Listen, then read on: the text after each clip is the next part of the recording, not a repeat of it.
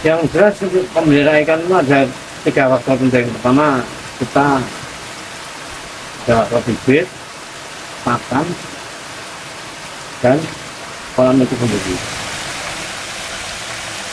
Konsumsi itu siklusnya membutuhkan biaya sekitar pakan sekitar 1,3 kilo. Agar bisa lebih maju dari kehidupan yang A ke kehidupan yang B, itu pasti harus berani.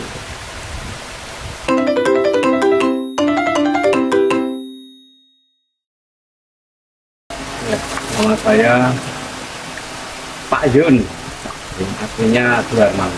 Dan aku di kelompok di Kelurahan Sayun. Saya ini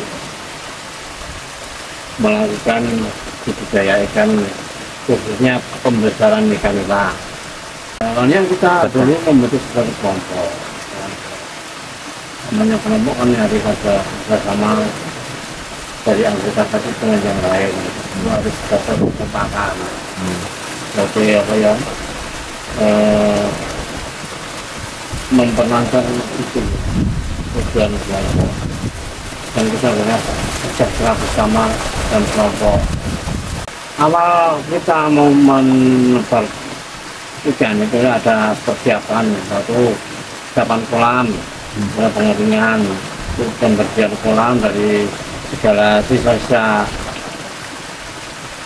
lumpur yang ada di kolam, kolam yang ada di kolam itu kita bersihkan.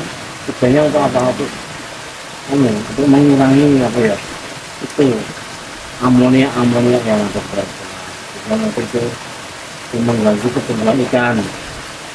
Nah, setelah pengeringan kita lakukan selama 5-7 hari, kita tebari garam di dasar kolamnya dengan dosis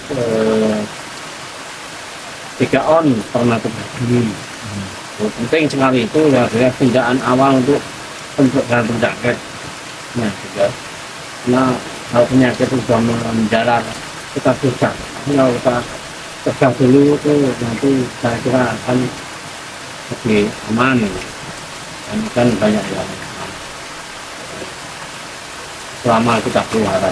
Yang jelas untuk pemelihara ikan itu ada 3 faktor penting. Pertama, kita ada faktor bibit, pakan, dan kolam itu sendiri. Jadi untuk kolam persiapan ya, kolam persiapan itu sekitar 500-an lah untuk pengeringan dan untuk menjadi goreng itu 500-an.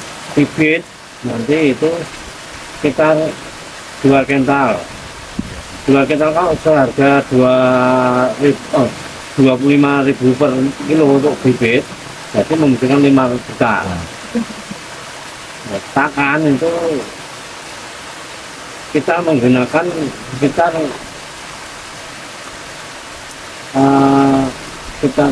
26 jutaan sampai 27 juta. Itu nanti akan mendapatkan akan sekitar 2 ton. Pakan itu sesuai yang kita harapkan kalau mau kita panen. Kalau kita panen mau 2 ton, kita butuhkan pakan sekitar 2,6 ton. Karena per kilonya ikan dari bibit sampai konsumsi itu siklusnya membutuhkan biaya sekitar pakan sekitar 1,3 kilo. 1 kilo itu 1,3 kilo. Jadi kalau 2 ton itu sekitar 2.600 kilo. Nah, jadi nanti kisarannya kalau panen ikan 2 kental, jadi itu jadi biasa itu isi 4. Karena di waktu kecil kita masukkan begitu sekitar sekilo isi 40. Nanti kalau kita panen kilo sekitar isi 345. Ya. Nanti akan rata-rata sekilo isi 4 waktu panen. Kita ambilkan pengepul dari luar juga ada. selama pengumpul dari dalam kelompok masih bisa ya cukup di kelompok aja. Tapi kalau olahan kelompok kita mengeluarkan ya dari karena akan kita ambilkan baku dari luar.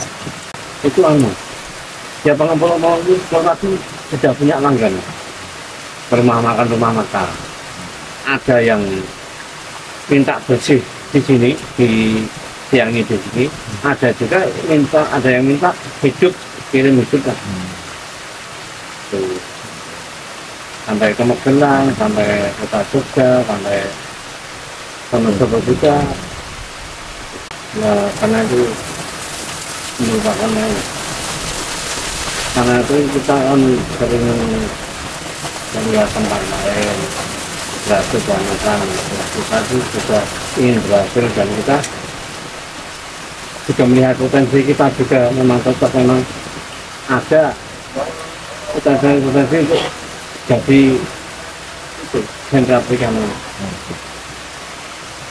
Motivasi untuk pemerintah kita belajar untuk pendidikan yang mau kita usahakan, jadi hasilnya nanti juga bagus, terus nanti sampai konsumen juga bagus, dan kita sebagai pembudidaya ya kita akan mendapatkan kemudahan terutama dalam pertumbuhannya itu lebih bagus juga. Jadi kita lebih singkat dalam waktu pemeliharaannya. Untuk calon-calon pembudidaya yang baru nanti kami siap untuk menyediakan benih-benih ikan nila yang unggul, karena di sini ada ikannya itu ikan beli tadi dipelihara dengan terkontrol benar, jadi ukurannya, umurnya itu terawasi. Jangan sampai kita itu memelihara ikan yang sudah tua kok kita pelihara, nanti hasilnya juga tidak maksimal. Jadi untuk bibit itu kan maksimal umur 3 bulan, lalu kita besarkan 3 bulan lagi sudah konsumsi. Jadi untuk bibit jangan sampai umur lebih dari 3 bulan. Perkenalkan, nama saya Pak Topa.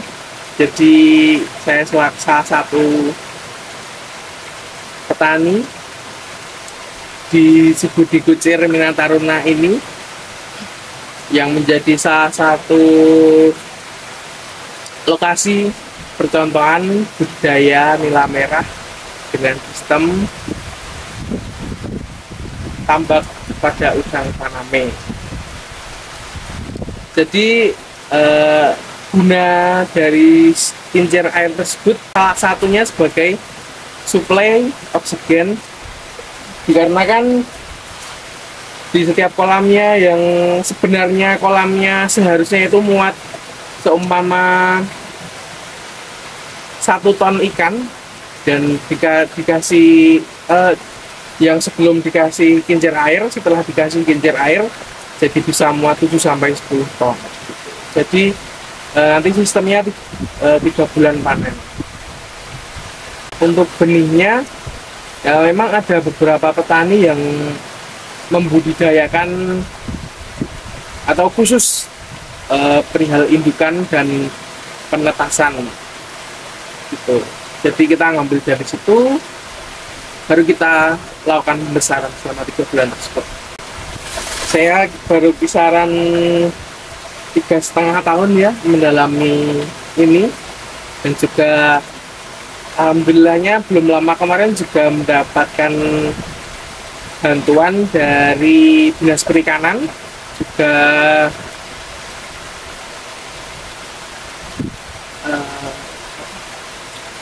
ada bantuan dari Efisher, salah satu PT yang menaungi tentang ikan dan lainnya. Kalau kendala mungkin kalau di daerah sini itu hama ya, hama dari berang-berang gitu loh. Kan di sini masih liar, berang-berang itu juga masih banyak di sini. Itu salah satu hamanya. Kemudian kalau mati listrik, nah ini kan pastinya kan kincir air membutuhkan suplai listrik. Nah itu kalau mati listrik ya mau nggak mau kita harus memakai genset. Untuk modal setiap kolamnya ya itu kisaran 30 sampai 35 juta. Jadi itu kita biasanya ngutang dulu ke koperasi yang ada di sini. Kan ada koperasinya juga di sini di Mitra Tarun. Tuh, nanti utang dulu, setelah selesai panen baru dibayar. Dan sisanya itu berarti ya keuntungan gitulah. Panennya 3 bulan, 2,5 bulan sampai 3 bulan sih sudah bisa dipanen. Kalau pakan kan kita utang dulu. Jadi emang ada mitra yang menawarkan, jadi pakannya nanti membayarnya setelah semua dipanen baru dibayarkan gitu. Jadi nggak nentu juga pakannya.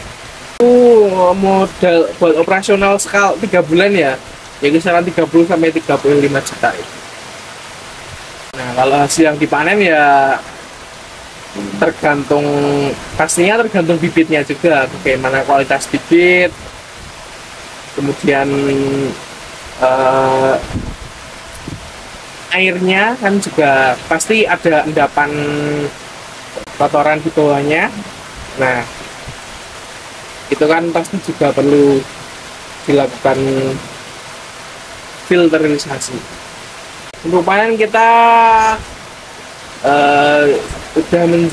udah menyebar ke DIY Jateng. Jadi tempat budaya ikan dengan sistem kincir air ini juga baru ada di 2 tempat yang sudah resmi lah. Di Sumatera itu tepatnya di mana ya kurang tahu, sama di sini gitu yang jadi percontohan. Kalau motivasi ya pastinya seumpama ingin maju dan sukses kan pasti ada halangan hati. Seumpama tidak mencoba halangan dan rintangan tersebut kan kita nggak tahu bagaimana kapasitas diri kita sendiri, apakah mampu atau tidak. Jadi mau nggak mau agar bisa lebih maju dari kehidupan yang A ke kehidupan yang B, itu pasti harus berani. Saya memilih bisnis ikan ini juga dikarenakan salah satunya di sini juga wilayahnya perihal suplai air, walaupun kemarau juga masih akan ada air, tidak harus dari air sumur. Di sini juga sungai pasti masih mengalir walaupun kemarau gitu. Kemudian di sisi lain juga dulu kan juga belum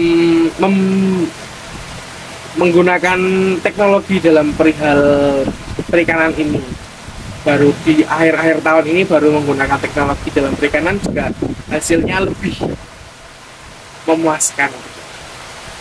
Kalau duga dulu ya, itu pernah mati listrik itu sampai 10 jam dan genset ya sampai kehabisan bensinnya, nyarinya juga susah. Nah itu ya mati semua satu kolam gitu. Tahun sampai 10 tahun itu mati semua. Ya pasti kerugiannya itu. Jadi kan mau nggak mau kita jual lebih murah di harga pasar karena sudah dalam keadaan mati.